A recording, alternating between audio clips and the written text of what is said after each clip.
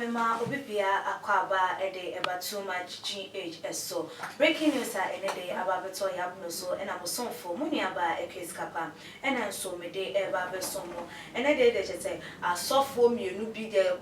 Trenibi air cosso. Nina a Reverend Isaac Owusu Bempah and a day just what the Cocobocasi Emma Yankasaya Papa a Sam Quanche Ankra. Na a dainty and our disaboyi Emanu. Na Nensama a Reverend Isaac Owusu Bempah edit to Agradaa NSM. I will reveal your topmost secret if this repeats itself again. We any a year kokoba ye papa ye Reverend Isaac Owusu Bempah wode Emma ye papa Sam Kwanche Ankra. Na ebusuan for ye papa Sam Kwanche Ankra din sembi bebe to Agradaa na chese wo chire mu a ye Reverend Isaac Owusu Bempah ehye enkombi efa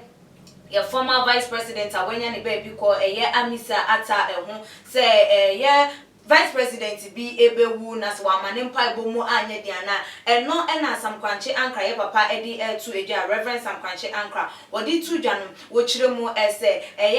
Reverend Isaac Owusu Bempah wono na share sa enkom no shin sa enkom no ewie ye no ena chese wo kokko ye nyankomade efa ho a ema ye nuabe ma ye papa ya de nyina Amissah ata woto anananom ewo ense edum na no ena ye Reverend Isaac Owusu Bempah eti ense we no so ba bonte no se hwem saa ense hunu bi se won so so won so baako say adan ya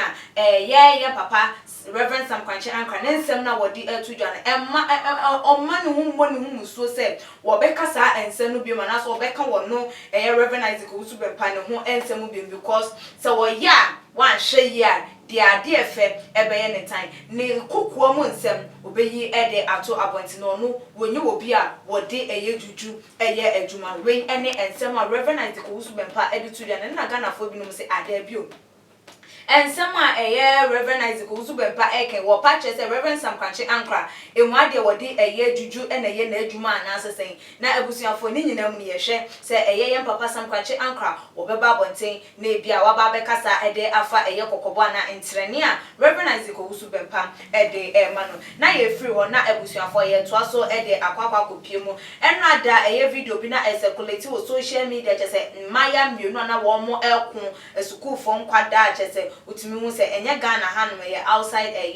Ghana has a South Africa krodwe no emu me no na chete entokwa ekwo no nchemu abeto dia se won ko clash ye ewo baby enu nti enema sa entokwa no eba ya ba akutimi so ne yonko epiotomu etwen ya ate no egu nenum ase ewo ne mfefo den enim na se de video no ba bonte na Ghana fo no bia safa na nyina wo bia etwen nsem ne se ne abasa ebinom ka se abaye yi pa wanya de ne kokobren no woni bone fache or perform then be can no men say maybe so eka akwada nanim no na chese kwaye ne ya to the extent say a school for no penny for crampo a suspend wo mo crampo mo mienu no still na ne po antimi anjo so na say wantimi amfa ne bone anche ne ho enunti okokope edrobi enomoye na according to mami and wedding infinsia aduasa enwotwe 36 years and wo confirm say ne ba 16 years akwada no wo hu say akwada omuboru akwada ndem mu ko hu service wo da ho no mu a o Philippines wo ne tami mu na ebie mu so so wo so a okeka no ho kakran na no na wo mu ntwe wo mu ko hu say poison bi yibi concoction bi esi won ma je say akwada no akwa no ne no amu ena je so mudi mirika wo mudi no ekokopie mu ewo ayaresa bia doctor for HM na je say wafa afedura na wafa poison na je say nka wodi eku no all because of enumguase ne ano a na etu edi egu ni so ne no na ebinom say intina wonim say den ya ye ka wanim na ye kasa wachi wo de waye no ho a ebetimi ama waye ne ense enfata ena wantimi amfa wo yonko ebone anche no ebi hu ni say wo wu a ese efata se won because wetimi egu ne yonko animu ase de edem biem na wono ankasa no wo pen was asase enti eno video ebebeto abonte ana je se abaya wo pule ne yonko school ni aje se wo gu ne nimu atopoto ewo ne mfefo anim no je se wo hwe ne nguase no wo hwe se de ganafo ene bebre na aso a wo ma no egu ne so na wontimi engina asotwea ebebenti na nka je so wonu madro eku ne ho a ene sa na so nyame ncha de wakakopiem ewa yaresabia woje ayarehwe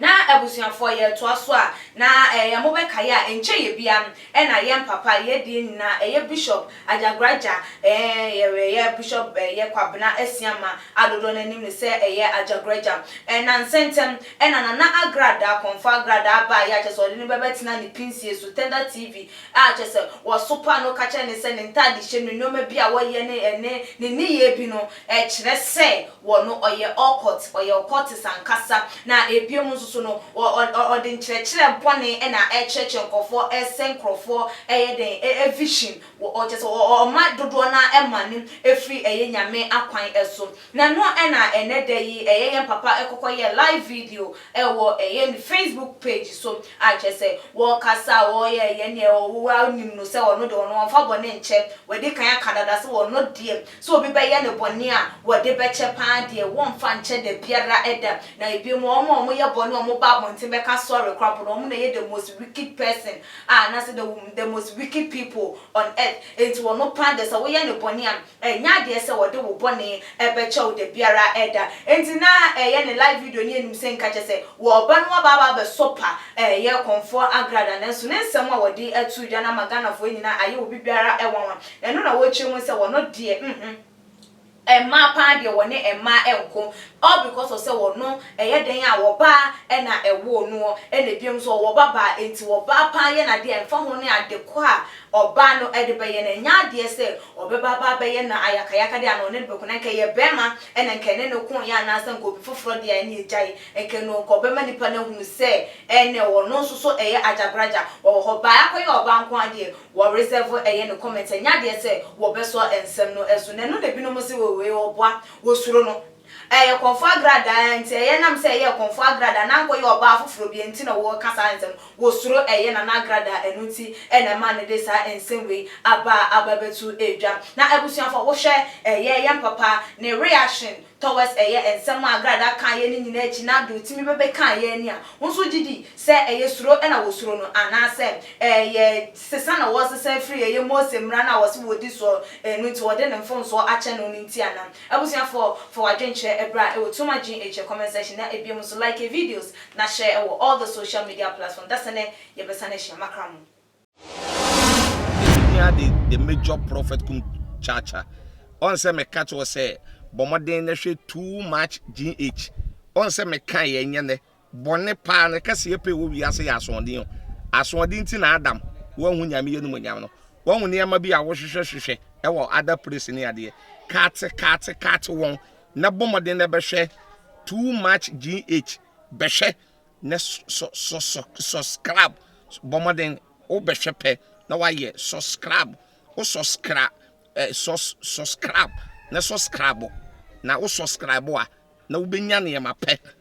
a wo pe ne ma papa a wo pe ahwe nyame hira na ewura